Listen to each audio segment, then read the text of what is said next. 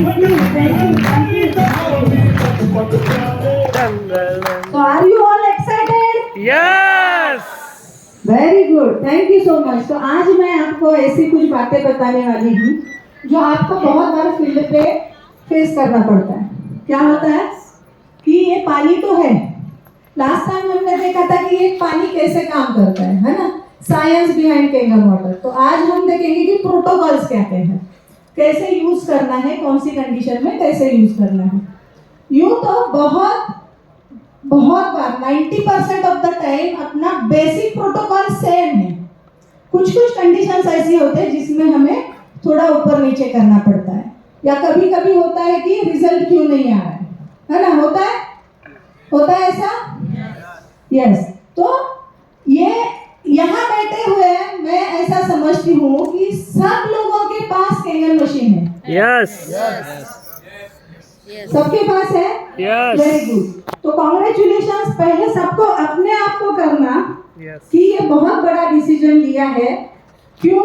क्योंकि अगर Kangal machine आपके घर में है तो इसका मतलब है 24/7 एक डॉक्टर आपके घर में है। यस तो कंडीशन कुछ भी हो, उसको आपको सिर्फ क्या करना है, आप बीमार पड़ते थे पहले तो क्या करते थे, डॉक्टर के पास जाते थे। Yes right. अभी जब भी कुछ तकलीफ होता है, एक तो पहली एक चीज है कि अगर आप 100% प्रोटोकॉल यूज कर रहे हैं तो आप बीमार ही कम पड़ोगे। Yes right. यस। और अगर कभी कभार छोटा मोटा कुछ हो भी जाता है तो हमको क्या करना है, अभी किसके पास जाना है, घर में किचन में जाना है जो अपना डिवाइस वहां पे है, और उसको पूछना है कि ये पानी मुझे दे, ये मैं ले लेता हूँ, कैसे लेना है, कहाँ लेना है, इंटरनली एक्सटर्नली लोकली कैसे लेना है, वो हिसाब से ले लेते हैं। तो you are free of whatever you are suffering from.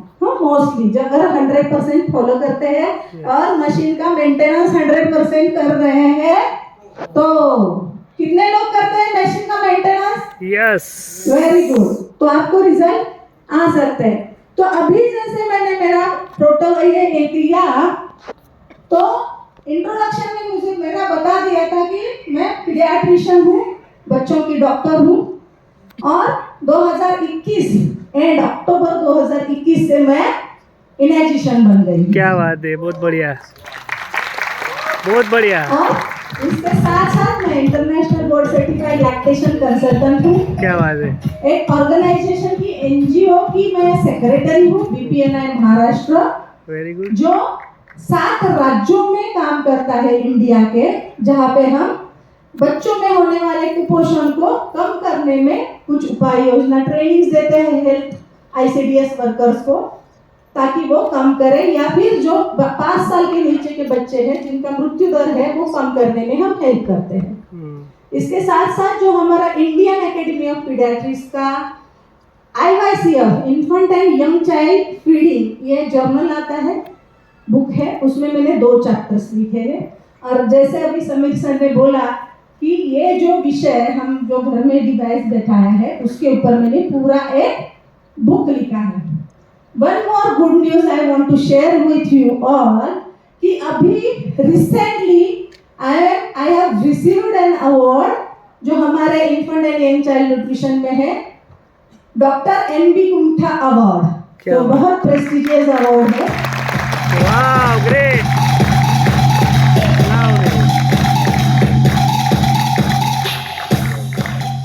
तो ये सेरेमनी जो है एक अगले महीने के 1 तारीख को हो रही है KEM हॉस्पिटल मुंबई में। So I am very blessed to receive love and appreciation from all of you. So आज हम प्रतिभा बोलने जा रहे हैं कि आयोनाइज्ड अल्कलाइन वाटर के प्रोटोकॉल्स क्या क्या है। तो हमको ये ट्रांसफॉर्मेशन जो होता है, हम बोलते हैं कि change your water change your life, और हम यहाँ पे बहुत सारे डॉक्टर से जो बोलते हैं we are helping people to live medicine free life, या उनकी जो मेडिसिन है उसको कम करने में हम मदद करते हैं। तो ये डॉक्टर पेगी पार्कर है जिन्होंने एक प्रोटोकॉल के ऊपर बुक लिखा था, और एक बहुत सिंपल तरीके से उन्होंने उस पर गाइडेंस दिया है किस तरीके से हम ये प्रोटोकॉल यूज कर सकते हैं। तो सबसे पहले तो बेसिक प्रोटोकॉल अपने को पता है ना, पता है सबको? यस। कहाँ से शुरू करते हैं? 8:30 पीएच से करते हैं। बहुत बार हमको बहुत जल्दी होती है, तो क्योंकि रिजल्ट देने होते हैं ना हमको, हम क्या करते हैं सीधा 9.5। तो थोड़ा सा पेशेंस रखना। अभी कितने बहुत साल पहले से बीमारियां होती है, तो इतना जल्दी मत करना। किसी किसी की बॉडी में बहुत ज्यादा टॉक्सिन है तो उसको थोड़ा सिम्टम्स आ सकते हैं, तो 8.5 पीएच से शुरू करना। कभी भी 1-2 हफ्ते दे देना। और उसमें भी किसी किसी की बॉडी बहुत सेंसिटिव होती है, तो 8.5 पीएच भी उसको नहीं चलता है, तुरंत सिम्टम आना शुरू होते हैं, तो थोड़ा डाइल्यूट करके 7 पीएच से दे सकते हैं, या दिन में 2-4 ग्लास ही लो, ऐसे बोल सकते हैं। उनको बोलना है, जब भी बोलते हैं ना ये पानी मुझे सूट नहीं होता है, नहीं चाहिए मशीन, तो उनको बोलना है कि इसका मतलब तुम्हारे बॉडी में बहुत ज्यादा टॉक्सिन है। इतने टॉक्सिन है, जब ये पानी पीना आदमी शुरू कर देता है तो बॉडी डिटॉक्स होना शुरू हो जाती है और वो टॉक्सिन के सिम्टम्स आते हैं। तो कम लो, डाइल्यूट करके लो, या धीरे धीरे से करो। फिर 9.5 1-2 हफ्ते और 9 और 9.5 के ऊपर हम जा सकते हैं। सबसे पहला सिम्टम क्या आता है डिटॉक्स का? तो यूरिन बढ़ती है ना, बार बार पेशाब को जाना पड़ता है, तो ये समझा देने का पहले ही। हो सकता है कि यूरिन ज्यादा लगेगी, हो सकता है मोशन को ज्यादा टाइम जाना पड़ेगा, तो ये उन्होंने एक बेसिक प्रोटोकॉल दिया है, क्योंकि वहां पे उनके बहुत सारे पेशेंट्स थे जहां पे उन्होंने कुछ प्रोटोकॉल फॉलो कर रहे थे, लेकिन प्लस माइनस रिजल्ट आ रहे थे। फिर उन्होंने ये वाटर का प्रोटोकॉल डेवलप किया और उनको पाया गया कि बहुत अच्छा प्रोटोकॉल है, ये अभी अच्छा काम करता है। अभी दूसरा सवाल आता है ना हमेशा कि स्टमक का पीएच क्या होता है? एसिडिक होता है। 1.8 या 2.5 यहाँ पे स्टमक का पीएच होता है, तो अल्कलाइन पानी क्यों पीने का, है ना? तो ये बहुत ही अच्छा कैसे वर्क करता है कि जब भी हम प्रोटोकॉल में करते हैं, तो अभी हम जो फूड खाते हैं, कौन कौन सा फूड खाते हैं हम? दाल चावल सब्जी रोटी, है ना? तो मेन कंपोनेंट क्या होता है हमारे फूड का? कार्बोहाइड्रेट होते हैं, प्रोटीन होते हैं, फैट होते हैं। और इसमें ये तीनों चीज है ना, अलग अलग जगह उनका डाइजेशन शुरू होता है। कार्बोहाइड्रेट का डाइजेशन कहाँ शुरू होता है? माउथ में शुरू हो जाता है। तो लाइपेज नाम का अमाइलेज नाम का एंजाइम है, वो जो कार्बोहाइड्रेट डाइजेस्ट करेगा, तो वो सलाइवा में होता है। इसलिए हम क्या बोलते हैं, कितना बार चू करना है? 32। कभी कभी कोई तो बोलता है 64 टाइम्स, लेकिन एटलीस्ट 32 टाइम्स तो चू करो, ताकि वो फूड हमको क्या करना है? सॉलो करना है, पीना है, खाना पीना है और पानी खाना है। क्यों? क्योंकि भर के रखना है और फिर उसको डिसॉल्व करके लेना है। तो ये कार्बोहाइड्रेट यहाँ डाइजेस्ट होता है। स्टमक का पीएच एसिडिक है, तो वो किसको डाइजेस्ट करता है? प्रोटीन को डाइजेस्ट करता है, तो इसलिए उसको एसिड चाहिए। और फैट जब वहां से नीचे जाता है स्मॉल इंटेस्टाइन में, तो वहां पे फैट को डाइजेस्ट होता है। तो बाइल जो होता है, लीवर और गॉल ब्लैडर रहता है, पता है, तो वो बाइल सिक्रीट करता है स्मॉल इंटेस्टाइन को। लेकिन जो पानी हम अभी पी रहे हैं वो क्या है? मोटा मोटा पानी है, तो वो एब्सॉर्ब नहीं हो रहा है। उसमें से भी बहुत बार हम बहुत कम पानी पीते हैं, तो डिहाइड्रेशन होता है, तो क्या हो जाता है? वो जो लिक्विड होता है वो थिक होने लगता है। तो आपने देखा है बहुत बार अभी क्या आता है?